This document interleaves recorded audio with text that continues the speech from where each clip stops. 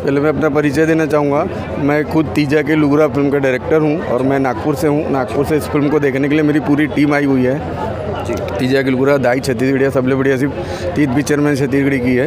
ये फिल्म देख के मेरे को ये लगा कि अब तक के जो टेक्निक इसमें दिखाई गई है, VFX वगैरह जो भी है, ये पहली बार किसी छत्तीसगढ़ी फिल्म में देखने को मिला ऑडियंस को।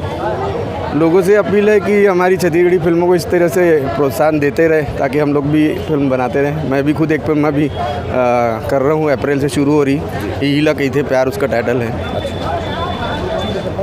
Thank you. बहुत अच्छा पिक्चर बने हैं और छत्तीसगढ़ के ये पहली हॉरर फिल्म है और मला देख के बहुत मज़ा आई से।